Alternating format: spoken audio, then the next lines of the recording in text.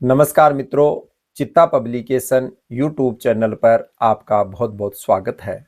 साथियों, जैसे पिछली दो कड़ियों में आपने देखा कि उमाऊराव छापोला मीणा छापोली ढूंढाड़ क्षेत्र मत्स्य क्षेत्र के राजा के साथ किस तरह से अन्याय होता है। आगे की कड़ी में आपको बताना चाहूँगा। उससे पहले आप छापोली गांव के जनश्रुतियों के आधार पे इनसे सुनिए। ताराचंद जी जो यहाँ के निवासी हैं, वो अपने पूर्वजों या जनश्रुति के अनुसार इसको ढोलकिया वाली क्यों बोलते हैं, तो ये अपने को बताएंगे। हाँ ताराचंद जी, बताइए आप। फिर आका श्राद्ध आवे मीणा के आका गोवर्धन आवे। हाँ, तो एक आपने मारी है नीचा ना करता है जोड़ो जोड़ो। तो भी मैं श्राद्ध मनावा पूरा ही मीणा जाता जी टेम लुगाई पताई यानी हथियार की को नहीं सब आपकी दिनर से ज़्यादा हिसाब से फसाने बैठे आरा काटिया बतावा मीणा राजपूत है। अच्छा, अने सागेड़ा कट्या जना पास क्यों आंगना हथियार तो हाको नहीं जी टाइम पर और हथियार नहीं हा जना फिर बस में तो आना ही आना। आज भी बाकी देवड़ी खड़ी है बड़ी। पूछो। मतलब देवड़ी कोई अवशेष पत्थर की। हाँ, पत्थर की अवशेष है, मूर्तियाँ टाइप की। हाँ, मूर्तियाँ टाइप की है। हाँ, तो उसको देवड़ी बोलते हैं। हाँ, अब जी आप पहले वाली भाषा में देवड़ी बोल रहे हैं। देवड़ी बोले। हाँ, तो भी का अवशेष अभी भी है। अभी भी उनका थोड़ा यानी कि बहुत ही सही है, ऐसी बात नहीं है। तो जो मीणों का जो राज था वो क्या कथा है यहाँ की। जैसा कि आपने सुना कि छापोली के अंदर छापोला राजा उमाऊ राव के प्रति महलों में विश्वासघात की योजना बन रही थी। उनका ही मनोरंजनात्मक कार्य करने वाला कालू राणा, उनके विरोधी केड के नवाब और अन्य जो अलाउद्दीन खिलजी का सेनापति बुलेल खां था, पीरमसा था, वो योजना बना रहे थे। उसको पूछा कि हमें कैसे पता चलेगा कि उमाऊराव छापोला अपने दल बल के साथ अपने पूर्वजों के जल तर्पण जा रहा है। तो वो कालू राणा कहता है कि मैं आपको, ये एक पहाड़ी है छापोलगढ़ महलों के भार में, इस पहाड़ी पे मैं चढ़कर मेरी ढोलकी की आवाज़ मारूंगा, उससे आपको पता चल जाएगा कि उमाऊराव अपने दल बल के साथ कैसे उस स्थान पे जा रहा है। इधर इस तरह की योजना बनाकर कालू राणा महलों में राजा के पास जाता है और राजा को उस मनुष्य घड़ी के लिए वो कहता है कि हे महाराज, आप अपने पूर्वजों को हर वर्ष कनागत गोवर्धन के दिन जल तर्पण करते हैं। अब की बार भी मैं आपको बड़े जोर शोर के साथ विदा करूंगा। क्या पता था उस राजा को, उस शासक को, कि तेरे ही महलों में रहने वाला तेरे ही साथ विश्वासघात करेगा। वो उसकी बातों में आ जाता है और जैसा कि प्रतिवर्ष महलों से निकलता है, अब की बार कालू राणा अपनी ढोलक के साथ उनको विदा करता है। और जब राजा अपने सभी महलों में रहने वाले मित्रों के साथ, अपने सैनिकों के साथ और अपनी महिलाओं के साथ वहाँ से प्रस्थान करता है, आगे आगे कालू राणा चल रहा था उनकी विदाई के लिए, परंतु साथ में चलने वाले शासक को ये पता नहीं था कि तेरे साथ अब क्या होने वाला है। उस काले दिन की अगुवाई के अंदर कालू राणा उस पहाड़ी के ऊपर चला जाता है और जो ही शासक, उसको पता चल जाता है कि उस तालाब के ऊपर, जिसको आज मारी जोड़ी के नाम से आसपास के क्षेत्र के लोग बोलते हैं, वहां पहुंच जाता है।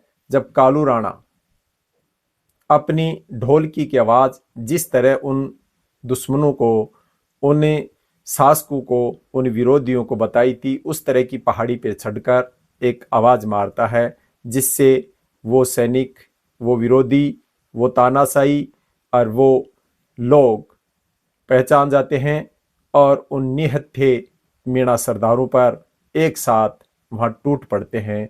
उस तालाब पर, उस जोड़ी में जब वो तर्पण कर रहे होते अपने पूर्वजों को, वहां निहत्थे मीणाओं ने उनके साथ संघर्ष किया। वो तिथि थी 20 अक्टूबर 1311, गुरुवार का दिन। दिन के 11 बजे वो काला दिवस कालू राणा उनके लिए लेकर आया था। क्या पता था उन सरदारों को कि हमारे साथ रहने वाला ही दग्गाबाज निकलेगा। उस मारकाट में वहां 27 मीणा सरदार शहीद हो गए, महिलाएं भी मौत के घाट उतार दी गई। परंतु उस मारकाट में मीणाओं के साथ अन्याय हुआ।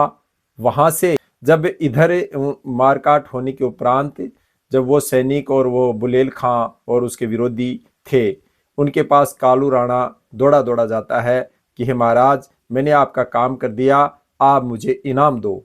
जब बुलेल खां और केड का नवाब बड़े गुस्से में होकर बोलते हैं कि अरे राणा, अरे दुष्ट, जब तू अपने महलों में अपने शासक उमाऊ राव छापोला का नहीं हुआ, इसका नमक खाता था, तू नमक हराम निकला, चल तेरे को तो बहुत ही बढ़िया इनाम देंगे। ऐसे कहते हुए बुलेल खां ने अपने सैनिक को आदेश दिया, जिससे एक सैनिक ने एक ही वार में कालू राणा की गर्दन काटकर और उन सभी मीणाओं के ऊपर वहां रख दी कि यह है तेरा इनाम।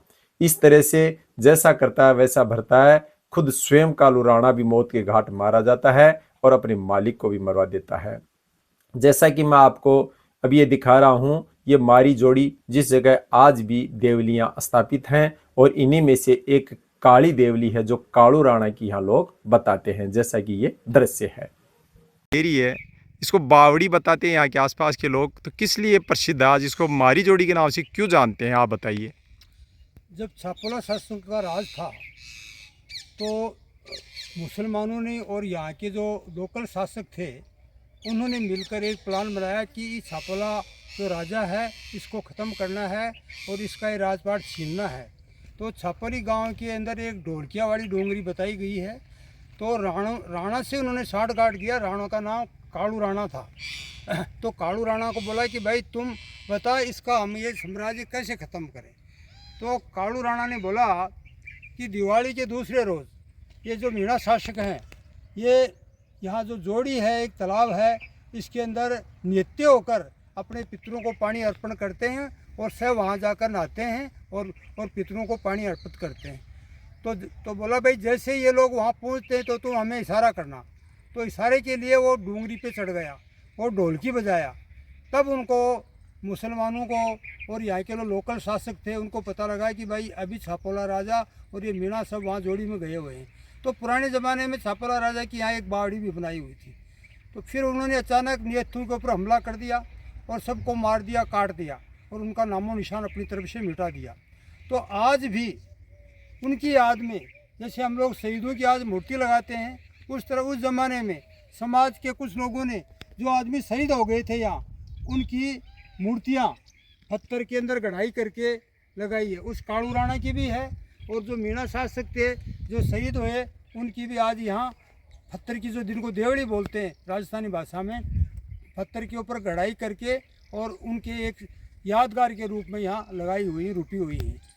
अच्छा कैप्टन साहब, ऐसा बताते हैं यहाँ के लोग कि जो मीणू की देवलिया तो उनको लोग ले जा के पशुओं की वो चारा डालने की बना दी, कालू राणा को यहीं छोड़ दिया, तो ऐसा क्यों है? वो क्या कहते हैं? दुष्ट आदमी था। हाँ। कालू नाम कि भाई इस आदमी ने एक कुंबे को खपा दिया। हाँ। इसलिए उसकी मूर्ति को इन लोगों ने नहीं छेड़ा। हाँ, ये उसकी मूर्ति बता रहे हैं। ये मूर्ति है तो ये काले रंग की मूर्ति उसकी है, उसको यहीं छोड़ दिया, बाकी अन्य मूर्तियों को मूर्ति भी काले पत्थर के ऊपर बनाई, काले पत्थर पे मूर्ति बनाई है। कालू राणा था और वो काले करतूत किए थे उसने, काले करतूत किए थे। उसकी कालू की मूर्ति है तो उसको कोई छूना नहीं चाहता, इतना दुष्ट आदमी था।